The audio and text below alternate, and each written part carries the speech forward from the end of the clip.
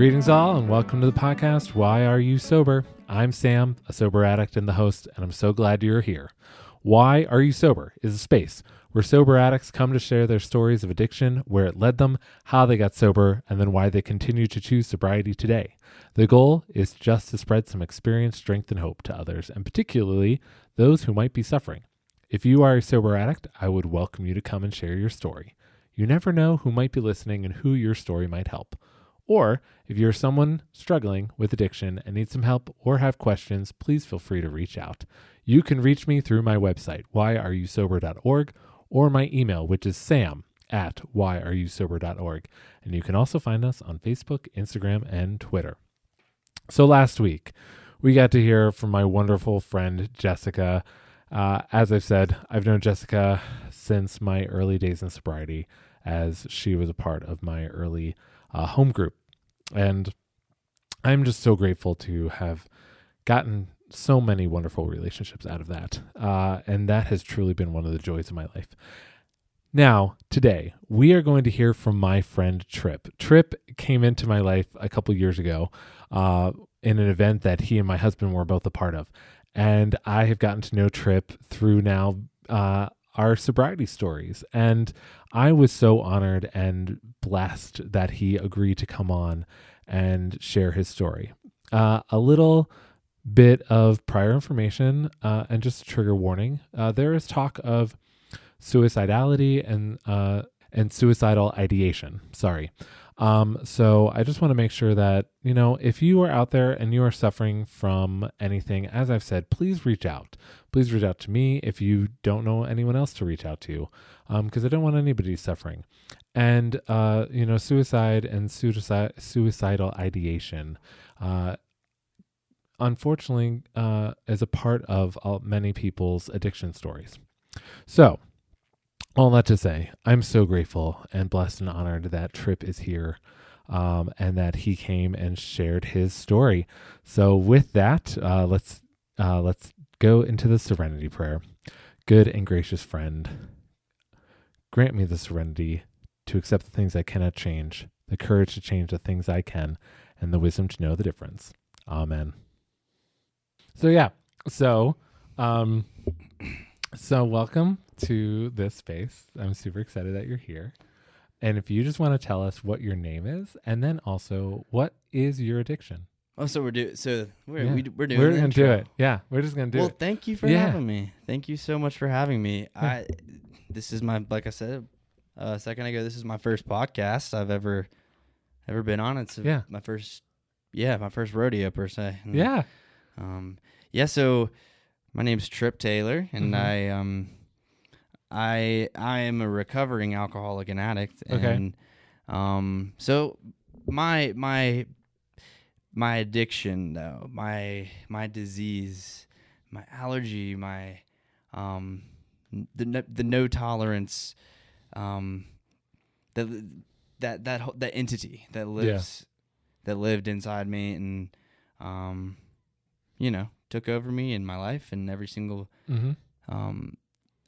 good and wonderful part of Tripp and all the versions of Tripp that were good is now as of December 29th of 2022 this year. It'll be 3 years. That's awesome. So when it comes to what my addiction is, everything. Yeah.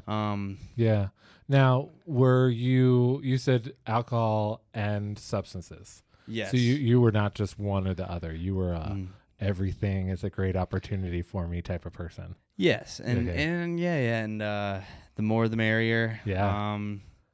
And then the more the merrier, but then like the merrier starts just kind of losing the oomph and the flates, and the balloon is flat, and there is no merry time about it anymore, because then you're so far behind that you're trying so hard just to not catch back up, but just to get to some type of normal or some type of medium that you really start at.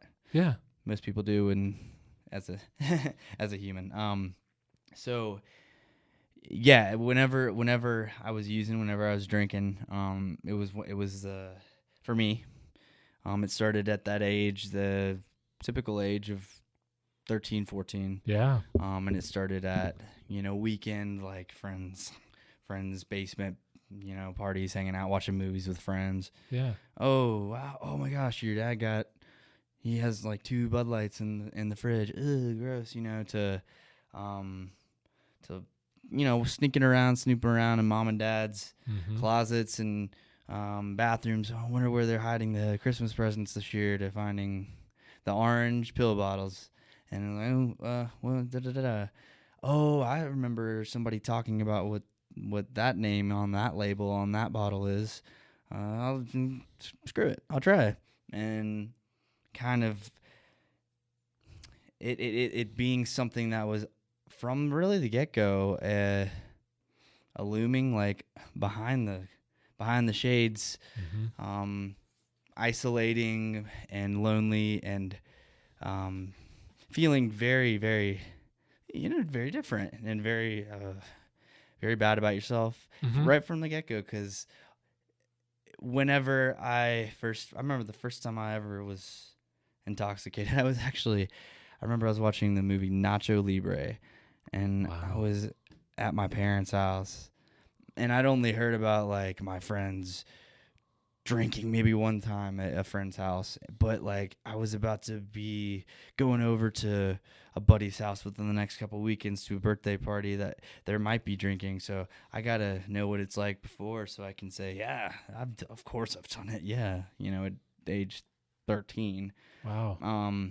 And I remember my parents always having their liquor up in the top cabinet of our pantry in the corner, in the back left corner, and it was the same bottle.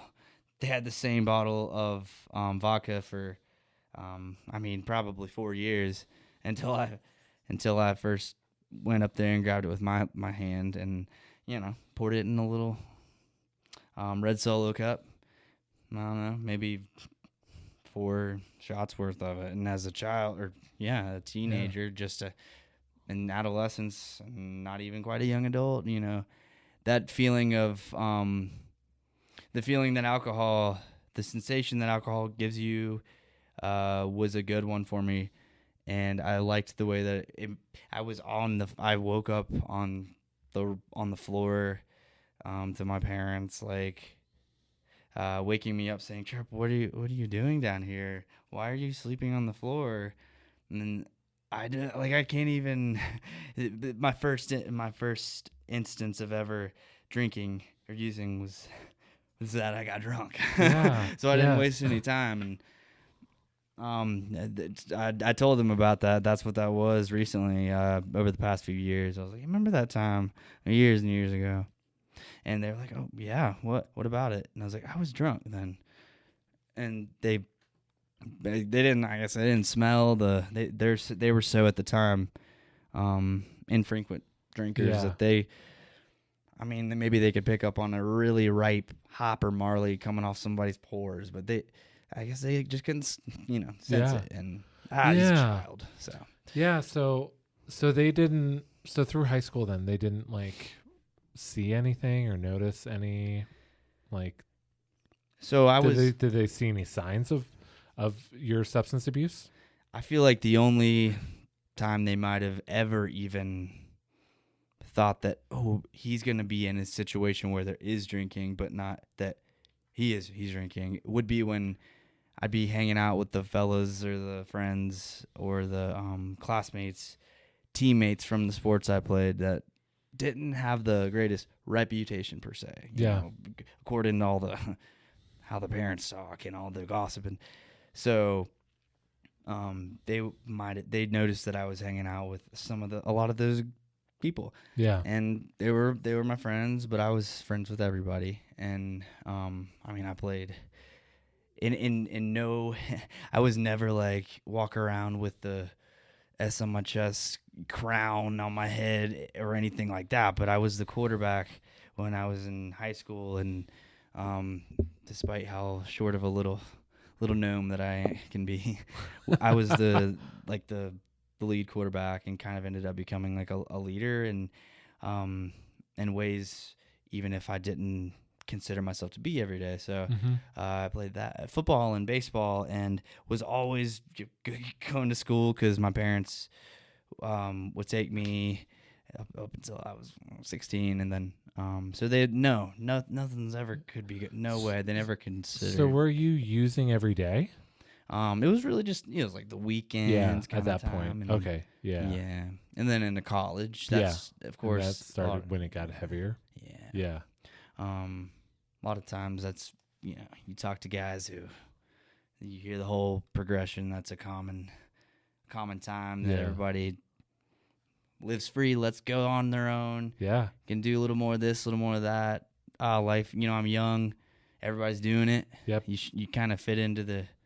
You can hide in the shadows a lot easier and fit right in. You can even be the superstar of the the whole pack and all that. So yeah, that whenever I went to Appalachian State in Boone here in North Carolina, and I didn't know what the hell I was doing. I was supposed to go to play college baseball, and so I ended up getting really injured my senior year and staying in Boone, not playing baseball in college, and then I ended up staying in Boone to shortly after become a Tweetsie Cowboy. And a Tweetsie Cowboy, Tweetsie Railroad. Yeah. It's its own breed of an entity and character. Yeah, it's like a children's entertainment park, a Wild West theme park in the East. Yes. Makes a lot of sense. Yeah. And it was very much so not culturally appropriate whenever I was still there. A bunch of corn-fed, bulky white pale dudes putting on wigs and makeup to act like indigenous peoples. So when did you start to think you had a problem, or when did things start to like really like I've heard stories of people who couldn't graduate college and like were in college until they were like 29, like, and were because of their addiction and because of what was happening. So like like for me, my addiction really hit like towards the end of college and after. So like I graduated, like I got out in time. I did not get out well. It was like barely 3.0, but I did it in 4 years. But so what was that for you? Like, what was college like? It was really the whole, let's put on a show and show everybody that I know and everybody that cares about me and loves me. Let's put on a show and show them let's show them that diploma on the wall. Easy, I can do this. It was really just for that reason. In the during the time throughout it all, but really I really do look back now, and my education was so valuable, and it's truly precious to me because I went to school for a lot of things, and I don't know how I did it in 4 years. I mean, I never hardly ever slept. I would take a water bottle with liquor to class, stay up all night and then stay up the whole night. Next night, I'll get this work done. I'll stay up in the library, or I'll bullshit it and somehow figure out a way to. This one time I'll ask this person to help me out, or so there was that conversation could go on endlessly when it comes to just like grinding through like with barely an ice chisel to get to just to like graduate, just to keep on like showing that I'm good over here. Heck yeah, check this out. Yeah. And keep up that facade. Wear the mask. The facade was so much the goal for everyone else around me to show just the stigma at the time of somebody being an alcoholic or a drug addict, or the other, the not okay language that's used, the bad language, like somebody saying a word like junkie, or somebody saying he's a drunk, or that was so far fetched. I never had a problem.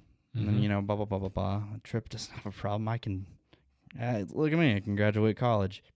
And like you said, like me too, it really started like really developing really deep and like in a very insidious way. And whenever I started like my junior year, don't even, a lot of it's like so dark, not even blurry, just dark, of all the nights that I would sleep through the whole next day, and then it's a night, or all of the disorientation of not remembering, because of all the drinking and all of the drugs, from all the different pills that I used to take at once, and even mixing the same bottles to carry like I was, Willy Wonka with in the chocolate factory with all my candy.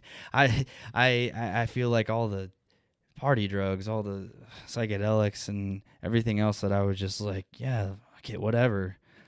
Were always okay. They were, that's fine. I might do a little bit more than everybody else, but at least I'm not sticking a needle in my arm, quote unquote. But I'm good. Yeah, you could always justify it. Yeah. Until like my junior year, hurting people, a lot of females in my life, I would let down. I would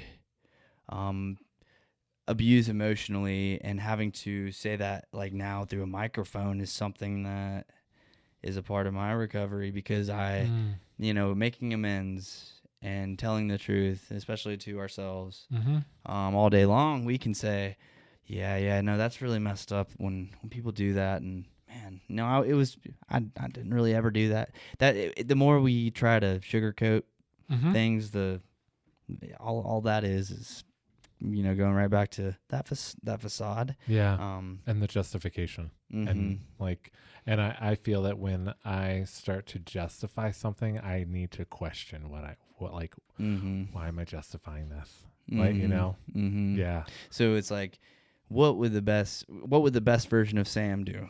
Yes. Like asking yourself, what would the best version of myself, of Tripp do right now? Oh, that's what he would do, not this. Yeah. Okay, then there's something a little off. There's something wrong. Yep. Yeah. So where does it all come to a head? Like, where does this all lead you? It started, it developed. It doesn't always happen rapidly. Sometimes it's like I describe addiction, the disease of addiction. It's the most sinister disease there could ever be. Yeah. It is the deadliest disease that it's like an algae that's like lurking the bottom of a slow moving river with a bunch of junk in it. And it's just lurking there, and all of a sudden you might catch a rapid, and then it's just back to the same stagnance of that just impending doom. And so whenever things started happening, like with legal issues and with me, like I remember the night that I got pulled over for my first DUI, I'm still like, I'm in jail, for a bit, and like I'm wearing the orange, and I'm like talking to all the guys, and I'm nobody knows that I'm there, and I'm still in a state of mind that's like, it's not because of it's not because of the drinking or the using or what's going on inside me. No, this is just because I got unlucky, Yeah. Until like, all of a sudden people start. I lost friends. The really close ones, the ones that had developed, the friendships and relationships had developed for years. Cutting me off.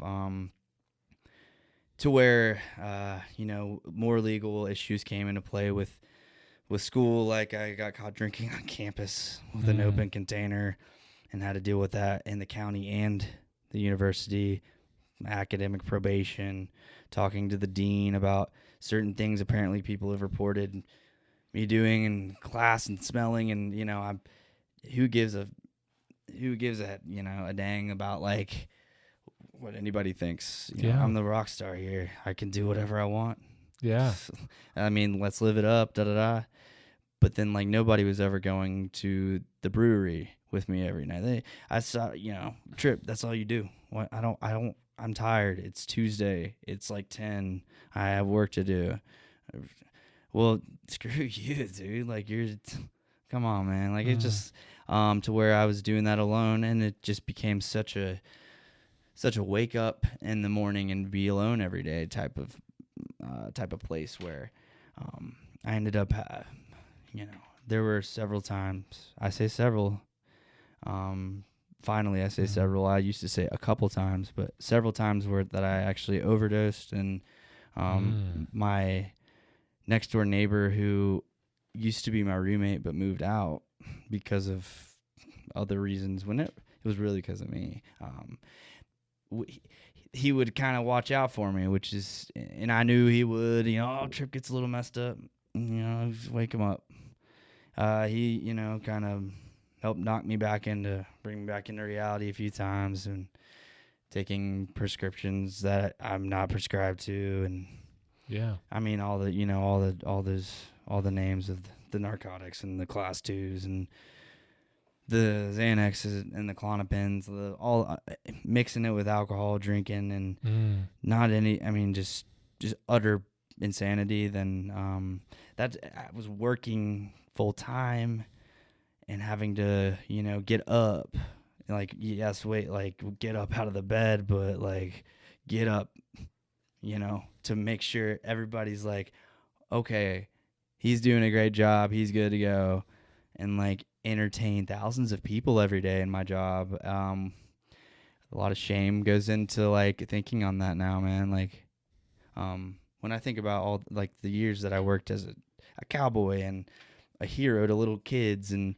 all the shows and the entertaining and conversations and laughs and pictures that I took, the vast majority of those were like not an organic version of me. Yeah. They were so falsified, but I can like look at photos and be like, who is that? Yeah. But like then also be like, I know I'm in there. It's just, what's up? What? That's so not like I can just we know ourselves. Oh yeah. Yeah, there are definitely pictures that I look back on where I know I'm like, I was not all there at that moment. And I hate it. Where's my soul? Yeah. Yeah. So what finally humbled you? Like, what finally got you to be like, and so I ended up like, losing the license and driving without a license and all that, and getting popped a couple more times, getting another DUI or two. Gosh, you were really going for it. Oh yeah, and getting the whole interlock device in the car for years, and being on probation for years, and just like, yeah, whatever, it's fine, right? Everybody's fine. And like family, trespassing me from their home and property, and like cutting me off, and me having to like just kind of just hang out with the people that are new, and because in a town that I've always lived in, and everybody's faces know you, and no, nobody's gonna hang out with Tripp anymore. Have you heard about what he's been up to? No. He's been going to jail, and I heard he went to rehab, and so I ended up going to rehab a couple times, treatment. But I'll try to. I don't know how to keep it short about how keep going. I came to. You're good. How I came to like actually. I mean, get it, like to get it for me to like get on my path and my journey of recovery this time around. For real, because as a recovering addict and alcoholic, we only know whenever, I've got this. When you have that, not just pink cloud feel, but that like, let's get it. Let's keep moving. Look at all that ahead. Look at all that up ahead. You only know. And when you stop seeing the train in the tunnel and you actually start seeing the light in the tunnel. Yeah. Yes. Yeah. Mm-hmm. I remember. I know that. Yeah. Yeah. And no, I mean this. Yeah, yes, silly intended. I had to step away from my job on the train Yeah. in order to actually do that. I ended up over the years having to like I just became somebody like every single day where I wasn't myself. I had to dress up every day and be a character and make folks laugh and cry and smile and say everything is great. And I didn't even get to spend a moment with myself to where I missed so much time with myself. I didn't know even how to love myself before I worked there. I didn't have a clue. And then I having passive like pamphlets for rehab put in my duffel bags by family that would and are chief enablers in all of their own ways, and it's Yeah. but it's in such a beautiful circle to the point now where like my mother is like she leads Al-Anon meetings and is so much of an advocate for recovery and sobriety and harm reduction even, and like she's a beautiful soul and angel, as is my father and my all the rest of my my immediate family that have been so supportive and had to figure out a way to step away from me to where they had to realize you're only going to do it if you decide to do it. Yeah.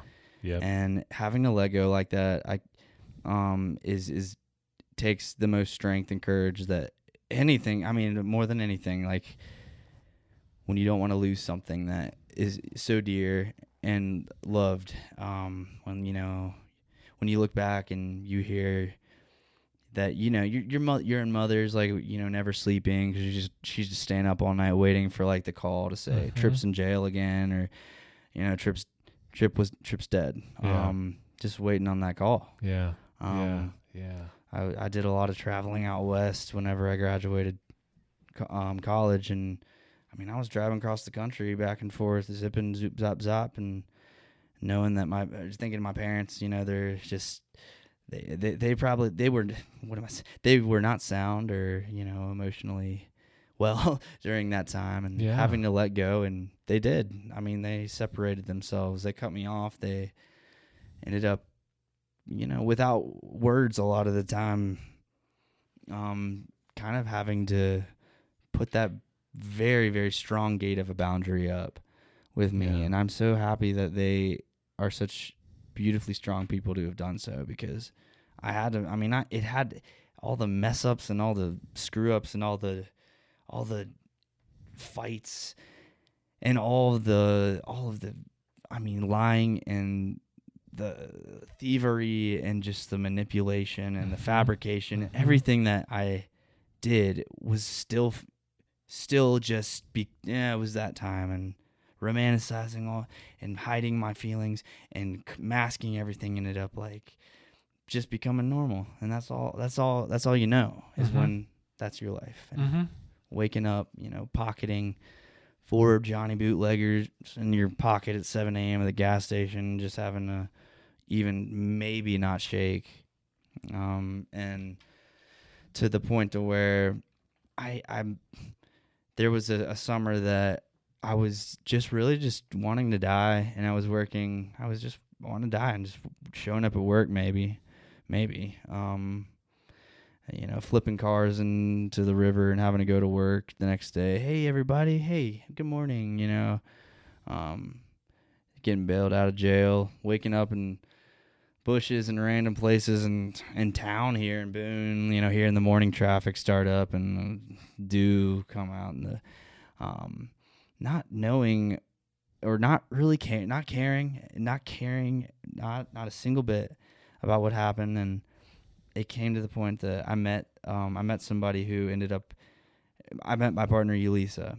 The short story of it is, and I won't ever say, oh, it was love at first sight. I mean, ha ha ha. The reason we got together was, just because we were both lonely, and we ended up doing it in a different, classy way that typically I hadn't. We went and got like a dinner, and I, had to make sure I was just drunk enough and just like looking okay enough. And I was actually like homeless at the time, living in a acquaintance's trailer in the back of her yard, and was driving to work every morning without registered tags and no license and no insurance, with a vehicle that was cracked in the middle. And I went and met her for dinner, and my life changed forever, because she accepted me for who I was, even though I knew it wasn't okay internally. And I ended up having to go to treatment for the sake of like the court and some charges I was facing. And at the time I was working, and I told like my supervisor, hey, I gotta go do the out west thing again right now. I know it's like out of nowhere, but I gotta go do that. I just have to. And I told her, Yelisa, that too. And I was like, hey, I'm gonna be going out to Wyoming for some time. And I was doing that treatment at the time in place of jail and prison time that the judge had ordered. And so I had to do it, because I wasn't going to go to jail, and I wanted to keep drinking. I didn't care. So for all that time, it is unreal. My addiction was still churning, nice and fluid.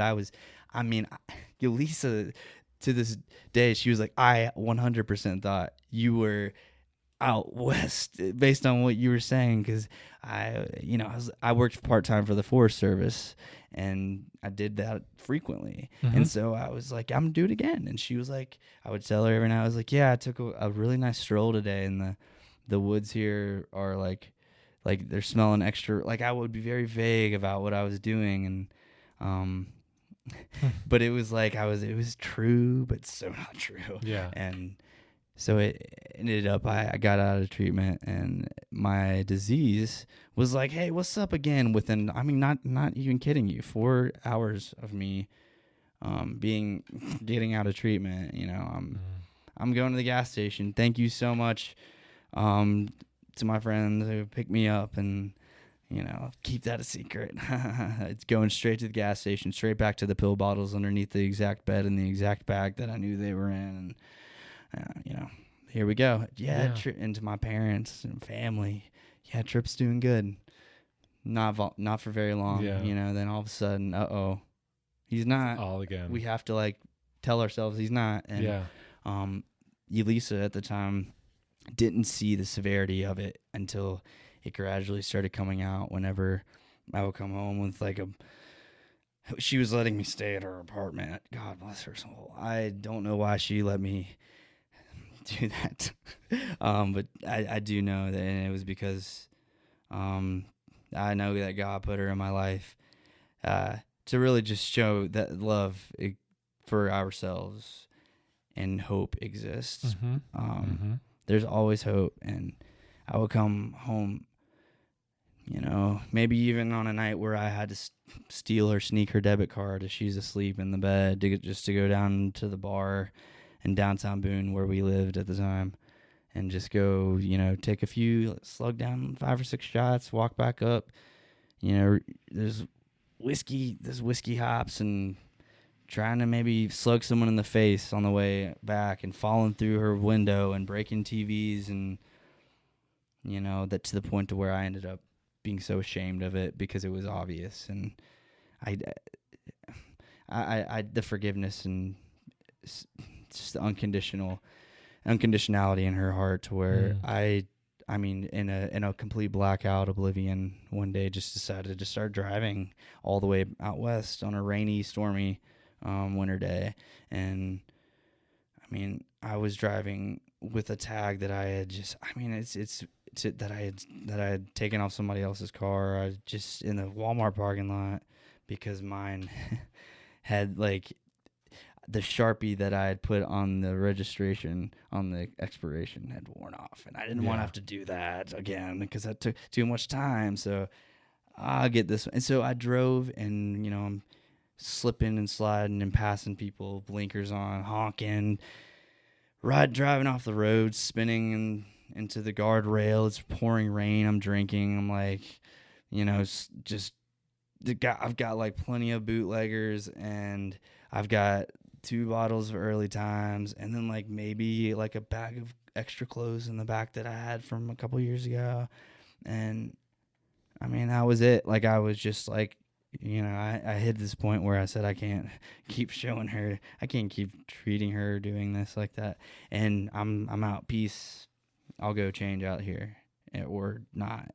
I didn't care if I lived. I didn't care if I died. I didn't know where I was. I ended up like almost halfway across the country, and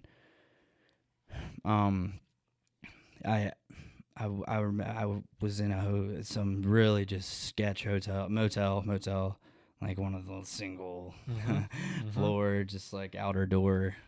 I don't know. I was just trying to drink myself to death, which had happened many a times in many states and many hotels. But this time I was like, there was like this really dark, like really awful just taste that I just like felt. I could like smell my death.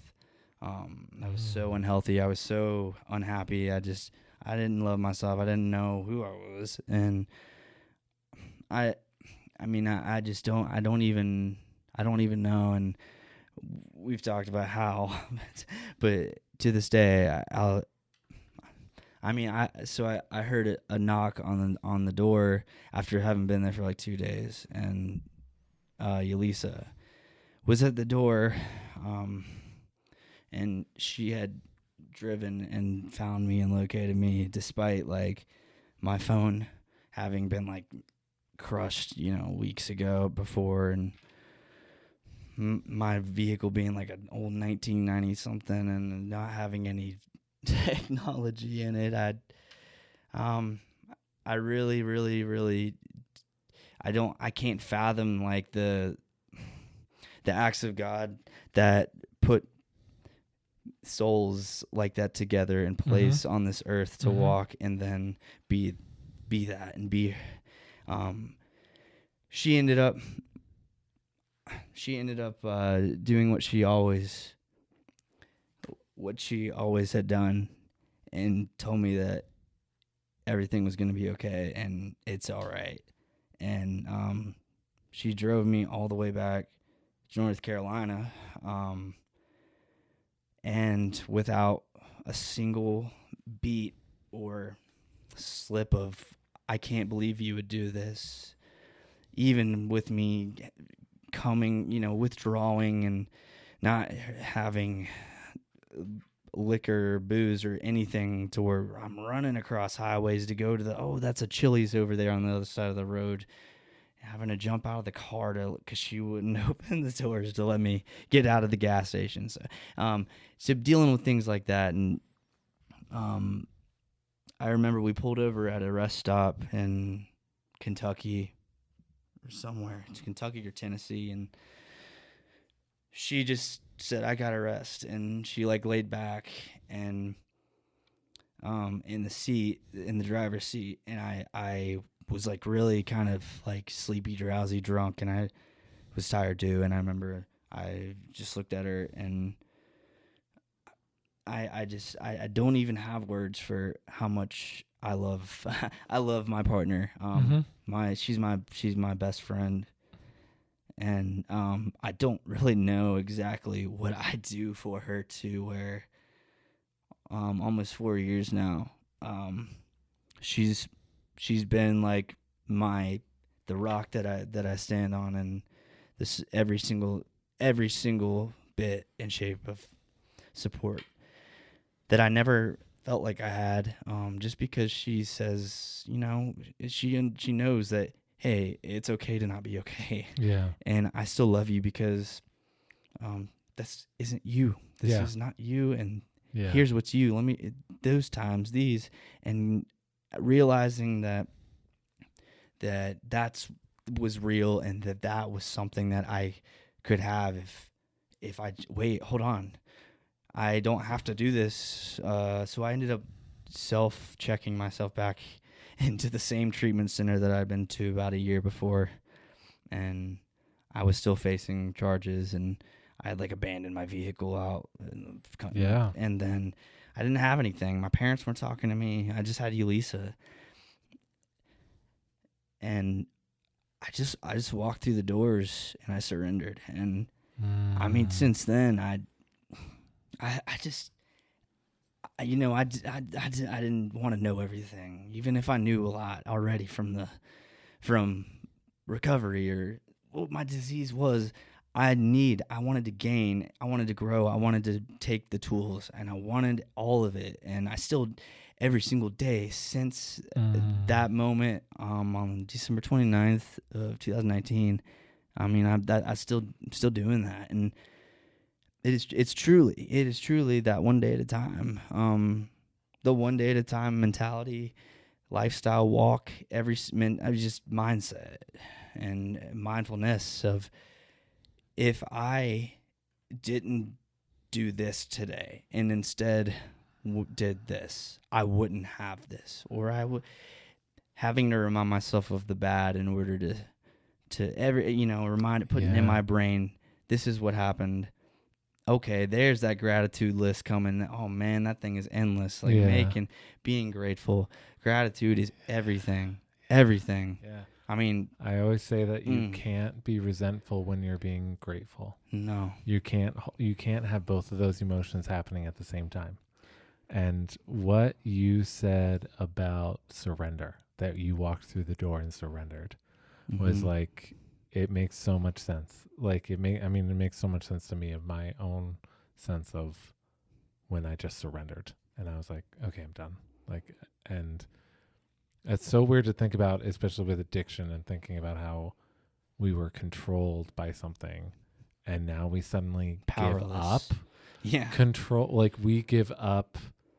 Yeah, we go to being surrender. We go to like, instead of being like, I don't want to be controlled anymore. And we have to surrender into that. Whatever it takes. Which is really, but that's really awesome. That's really cool. That's really, that's amazing, man. Accepting defeat, and that defeat being a victory. Yeah. Yeah. It's just, that's the best one. That's the best win there could be for your life, man. It's just knowing that we're powerless. We're powerless over what happened, but we're powerless over everyone else, but not with ourselves and how we move forward and how we keep on moving down the road, man. And so from that point, you've been sober now for almost 3 years, you said? Yeah, just coming up on 3 on the 29th. On the 29th, yeah, That's 3 awesome. years, and not a lot of time, but it dang sure is too. And it is, absolutely. It totally is. I mean, how many years? I'm just over 6 now. 6. Awesome. Congrats. What's your birthday? My sobriety date is October 3rd. Awesome. Yeah. That's a scary one. It's a spooky one. It's pretty. Yeah. I mean, the way I look at years of sobriety on all sorts of people, and I'm just like, and I remember thinking like, I'm never gonna get there. Like that seems so far away. Yeah. And to be on this side of that now is just like, wow. Like, yeah. And I love how people often tell me, they're like, so you beat your addiction. And I'm like, no, that is not what ever happened. That is not what happened at all. Nothing. I'm like, never. All that happened is I got sober. I'm like, my addiction is still there. It's there every day. Right there in the corner. Yeah, look over, right all there. the time. It's there every day. And I'm like, and like you said, it's a day at a time. So Tripp. So now here's the final question. So why are you sober? I mean, it's I heard a lot of why, but why are you sober? I'm sober so that I can live. And if I wasn't sober, I wouldn't be living. If I wasn't sober, I wouldn't be living either, because I'd be dead, deceased on the side of the road or laying somewhere. Or I wouldn't be living because I would be behind bars or in, between 4 cinder block walls, and that's no way of living life fully. And my life is, I know, and I've been told, and I can say, I'm going to say, I deserve that.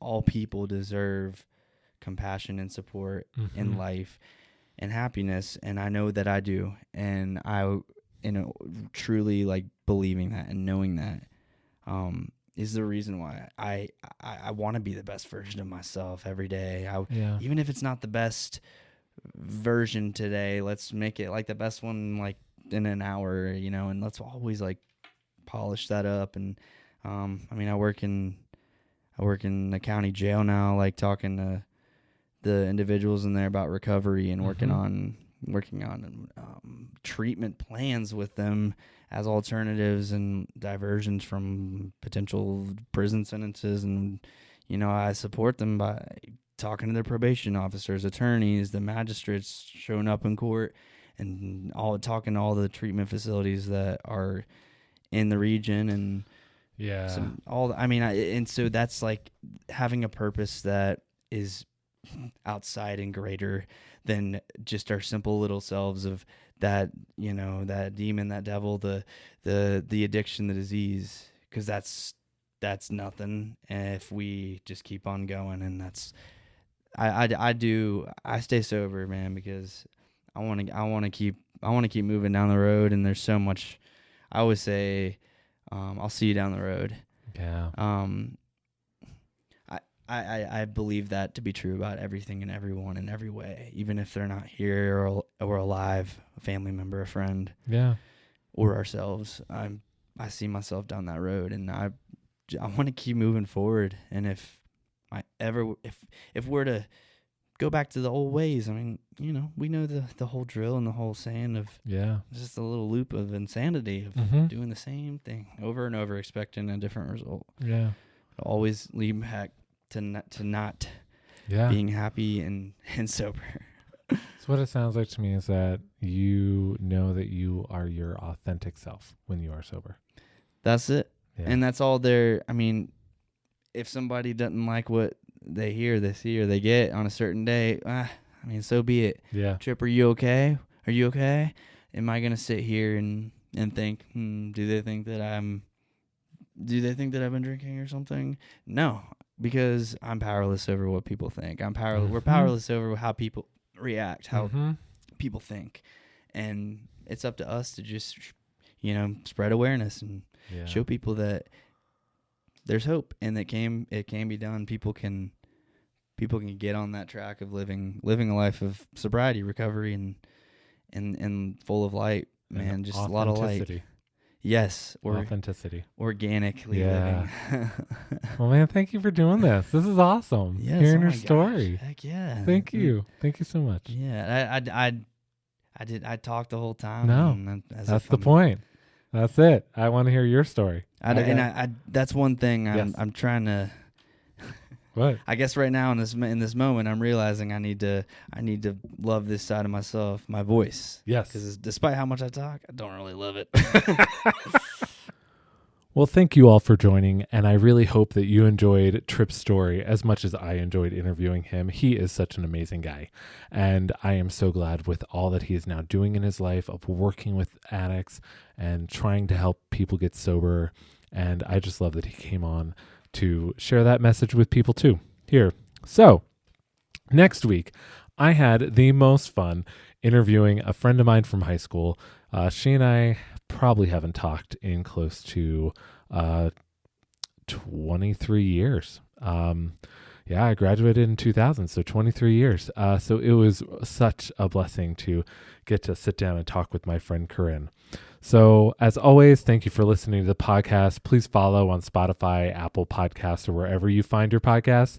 If you are a sober addict and you would like to come on and tell your story, I would love that. Or if you have questions or are looking for help, reach out. You can find me at my website, whyareyousober.org, or my email at sam@whyareyousober.org. You can also find me on social media like Facebook and Instagram. And with that, I hope you all have a wonderful week. And until next time, I'm wishing you all peace, love, and a whole lot of joy.